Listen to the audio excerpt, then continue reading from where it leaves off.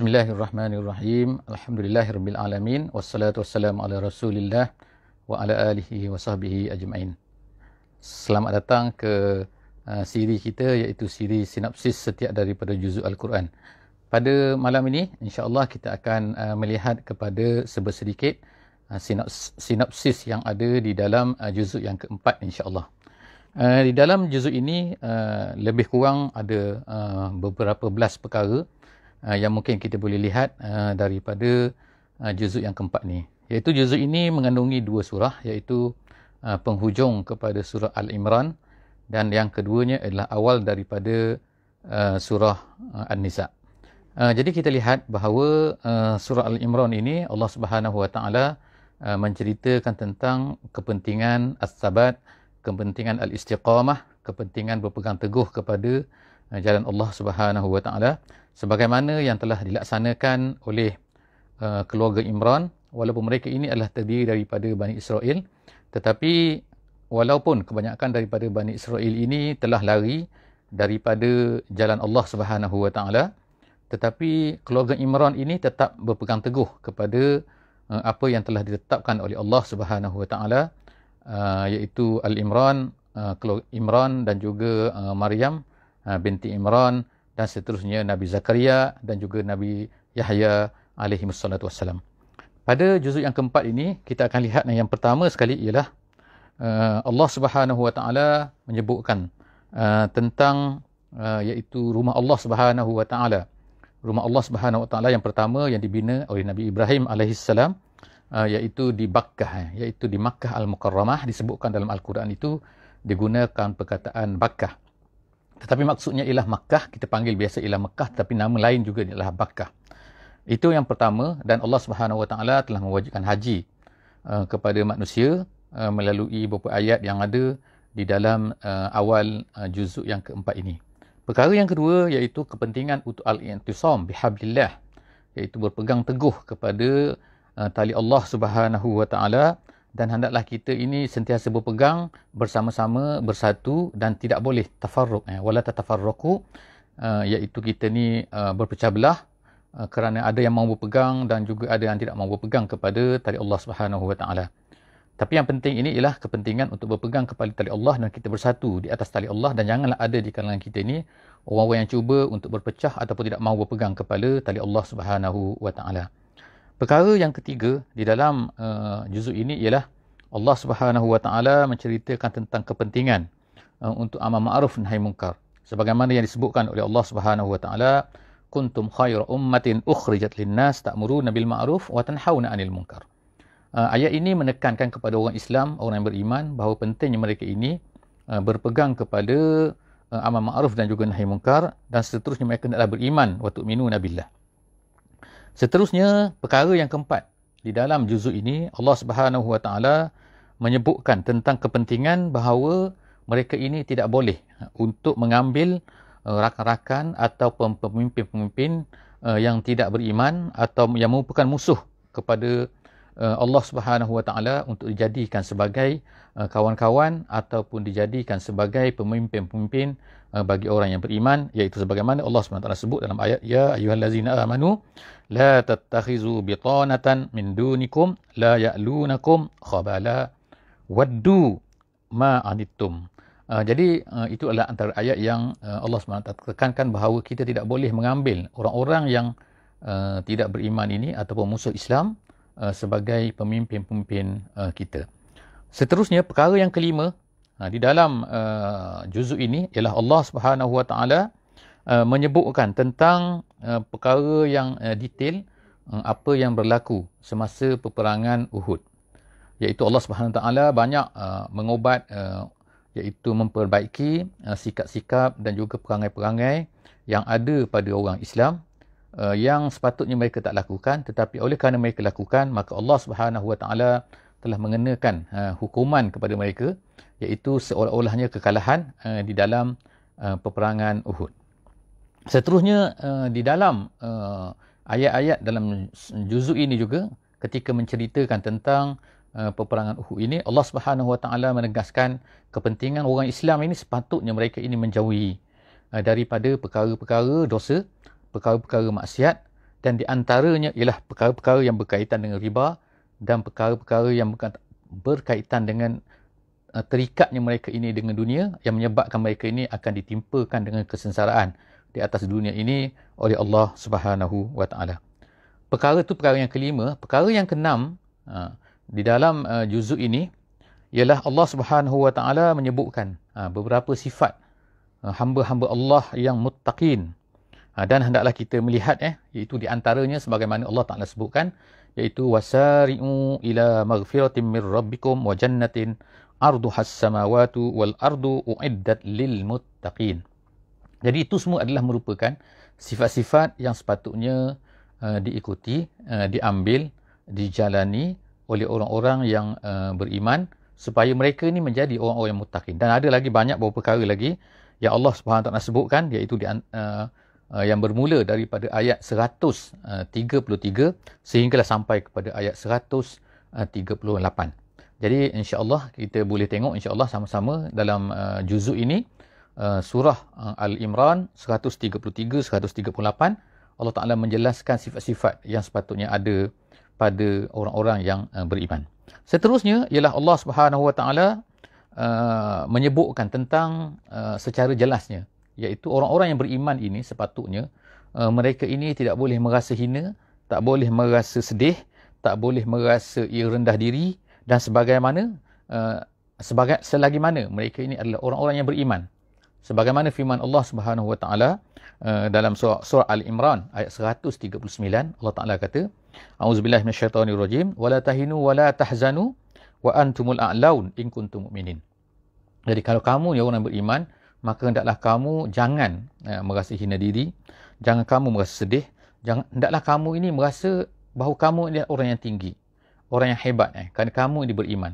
Jadi nilai iman tu sepatutnya adalah menjadi satu nilai bagi semua orang-orang yang beriman, bahawa mereka nak rasakan bahawa dengan imanlah sebenarnya Allah Ta'ala meningkatkan mereka. Allah Ta'ala pandang mereka ini kerana keimanan mereka, dan bukannya Allah Ta'ala pandang manusia ini berdasarkan kepada perkara-perkara yang lain selain daripada keimanan. Seterusnya, dalam poin yang seterusnya, iaitu poin yang ke-8, kita akan lihat selepas daripada itu Allah Subhanahu Wa Taala menceritakan tentang tanaqud, iaitu perkara-perkara yang tidak betul pada orang-orang Yahudi ni. Tanaqud ni maknanya pertentangan. Kadang-kadang macam ni, kadang-kadang macam ni kan. Benda-benda yang tidak betul di kalangan orang Yahudi ni, di mana Allah Subhanahu Wa Taala sebutkan, detailkan. Kita boleh lihat insya-Allah di dalam juzuk yang ke-14 ini. Seterusnya Allah Subhanahu Wa Taala menceritakan pula tentang beberapa perkara, iaitu pengajaran-pengajaran untuk pemuda-pemuda, untuk orang-orang yang bersemangat, untuk orang-orang yang ingin maju ke depan untuk melakukan amal Islam. Maka sepatutnya mereka ini ialah apa? Sepatutnya melalui satu tahap yang pertama, iaitu dipanggil sebagai at-tarbiyah daripada orang-orang yang mempunyai kelayakan untuk mentarbiah mereka. Jadi Allah Subhanahu Wa Taala sebutkan situ, iaitu Allah Taala sebutkan wa ka'ayyim min nabiyyin qatala ma'ahu ribbiyun katsirun. Artinya maknanya nabi-nabi ni sejak daripada dulu lagi, bahawa nabi-nabi ni semuanya mereka semua ni adalah bukan hanya seorang diri, mereka ini berperang di jalan Allah Subhanahu Wa Taala. Bukan mereka ni adalah sendiri-sendiri, tapi bersama-sama dengan mereka adalah ramai, kelompok-kelompok. Ribbiyun katsir, ribbiyun ni setengah kata adalah maksudnya adalah jamaatun, makna orang-orang yang bersama dengan. Jadi kita hendaklah menjadi orang bersama dengan nabi-nabi, ataupun bersama dengan apa yang telah dilalui oleh nabi-nabi, iaitu menegakkan panji-panji yang telah ditegakkan oleh Nabi kita Nabi Muhammad sallallahu alaihi wasallam. Jadi kita tak boleh berpisah dengan nabi-nabi ini. Kita tidak boleh tidak menjadi pendukung ataupun penolong kepada apa yang dibawa oleh Nabi kita Nabi Muhammad sallallahu alaihi wasallam. Dan kemudian Allah Taala sebutkan beberapa perkara lagi yang mungkin akan terkena kepada mereka. Jadi walaupun mereka ini dikenakan dengan pelbagai ujian-ujian, penentangan, tapi as long as mereka ini adalah bersama dengan membawa ajaran nabi-nabi, mereka ini bersama dengan nabi-nabi, jadi mereka ini akan tetap juga menegakkan apa yang itu, iaitu fama wahanu lima asabahum fi sabilillahi wa ma dha'fu wa mastakanu. Allah Taala puji mereka ni, iaitu mereka ini akan mendapat kurniaan daripada Allah Subhanahu Wa Taala. Dan Allah Taala sebutkan di hujung ayat tu, iaitu surah Al-Imran ayat 146, wallahu yuhibbus sabirin. Allah Taala suka kepada orang-orang yang sabar. Jadi maksud di situ ialah sabar untuk bersama-sama dengan ajaran nabi-nabi walaupun mereka ini melalui pelbagai masalah dan sebagainya. Seterusnya poin yang ke-11 di hujung surah Al-Imran ini Allah Subhanahu Wa Taala menyebutkan tentang beberapa perkara, iaitu tentang pada semua kejadian Allah Subhanahu Wa Taala ini, inna fi khalqis samawati wal ardi wa ikhtilafil laili wan nahar la ayatin li ulil albab. Iaitu bagi orang yang berfikir, orang yang sentiasa menggunakan fikiran dia untuk melihat dan berfikir terhadap kejadian-kejadian Allah Subhanahu Wa Taala, pada semua benda-benda itu sebenarnya mempunyai pengajaran dan menunjukkan kepada kebesaran Allah Subhanahu Wa Taala. Allah Taala kata sesungguhnya pada kejadian langit dan juga perjalanan bumi dan juga peredaran malam dan juga siang, semua itu adalah menyerupakan la ayatin, merupakan tanda-tanda kepada orang-orang yang berfikir. Jadi sampailah kepada hujung surah ini, jadi disebutkan bahawa Nabi kita sallallahu alaihi wasallam membaca ini apabila dia bangun daripada tidur baginda sallallahu alaihi wasallam. Jadi marilah kita sama-sama mentadabbur setiap daripada perkataan-perkataan tersebut, iaitu surah Al-Imran ayat 190. Seterusnya kita masuk selepas daripada itu ialah surah An-Nisa. Jadi dalam surah An-Nisa ini kita masuk beberapa ayat, beberapa puluh ayat daripada surah An-Nisa di dalam juzuk ini, iaitu surah An-Nisa ini namanya adalah surah perempuan, iaitu untuk menunjukkan Allah Subhanahu Wa Taala sebutkan di dalam surah ini perkara iaitu orang-orang yang lemah.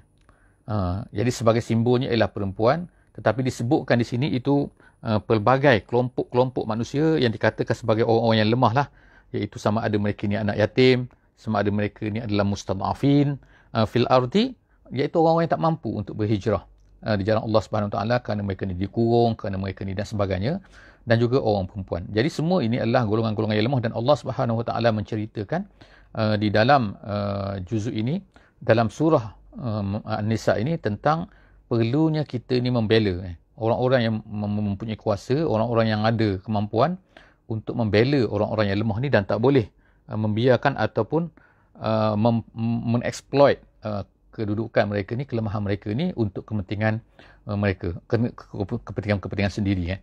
Jadi Allah Subhanahu Wa Taala sebutkan dalam poin yang seterusnya, iaitu antaranya Allah Taala sebutkan tentang pembahagian waris.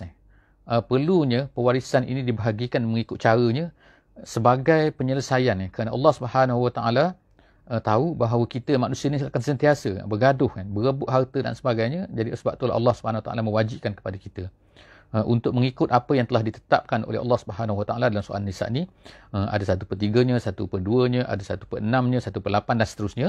Semua itu telah ditetapkan oleh Allah Subhanahu Wa Taala, disebutkan secara detail di dalam surah An-Nisa ini ataupun dalam juzuk yang keempat ini. Seterusnya ialah Allah Subhanahu Wa Taala menyebutkan tentang kepentingan untuk memberikan kepada perempuan ini haknya, kerana sebelum daripada ini orang-orang perempuan itu di zaman jahiliah, mereka ini tidak diberikan haknya. Walaupun sepatutnya mereka ni adalah daripada keturunan seseorang dan sebagainya, tetapi mereka tidak diberikan haknya. Jadi Allah Subhanahu Wa Taala telah menyebutkan di sini, sama ada hak tu dari segi hak harta benda, sama hak tu apabila mereka ni menjadi isteri dan sebagainya, maka semua tu sepatutnya diberikan oleh orang-orang yang mempunyai kuasa ke atas mereka tu melalui miras dan sebagainya. Jadi hak-hak itu dipanggil hak-hak perempuan yang sepatutnya ditunaikan oleh semua daripada kita, disebutkan oleh Allah Subhanahu Wa Taala dalam juzuk yang keempat ini. Seterusnya perkara yang terakhirlah, iaitu Allah Subhanahu Wa Taala menceritakan tentang al-muharramat minan nisa. Dalam di hujung juzuk yang keempat ni, iaitu Allah Taala sebutkan perempuan-perempuan yang diharamkan daripada berkahwin. Jadi dihuraikan satu persatu di situ. Jadi insya-Allah moga-moga kita akan mendapat sesuatu, insya-Allah mendapat manfaat daripada juzuk yang keempat yang mungkin kita dah baca ataupun kita sedang baca ataupun akan baca insya-Allah. Setakat itu saja aku qauli hadza wa astaghfirullahalazim li wa lakum. Bertemu lagi insya-Allah di juzuk yang kelima, sinopsis juzuk yang kelima di sesi akan datang insya-Allah. Wallahu a'lam bissawab. Wassalamualaikum warahmatullahi wabarakatuh.